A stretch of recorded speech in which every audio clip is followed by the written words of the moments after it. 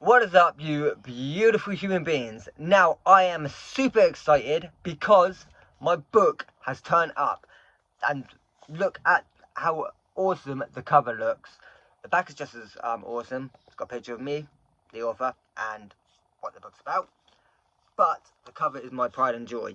If you want your very own copy, it is on Amazon. The link is in my bio, so be sure to grab yourself a copy. But I am going to read a few pages for you so you know what it's about. This is the first book out of 8 because this is going to be an 8-book series. This is called Shadow Rising. So I am going to read the first few pages just to show you what it's about. And then if you want to hear more, you're going to have to buy the book. But Chapter 1, The Boy with No Power. Rain hammered against the rooftops of Hellwick, soaking the dirt streets and turning them into muddy rivers. Erisvale stood beneath the creaking wood awning of the village smithy, clutching his cloak tight. The chill swept into him, but that wasn't what made him tremble. It was the mark. Hidden beneath his sleeve, it pulsed softly, as if breathing, as if alive. He pressed a hand over it, trying to will it silent. Still, ever since it appeared, he had felt like the world itself had shifted beneath his feet. A whispering power, ancient and restless, stirred inside him. The village bell tolled, shouts echoed across the square. Eris stepped out into the rain and froze. Soldiers flooded into Hellwick, cloaked in storm-soaked armor, boots slamming against cobblestone. At their head walked a woman in dark steel armor, hair braided and tied tight, face set in calm command. Her sword rested easily against her hip, as though it belonged there more than air belonged in her lungs.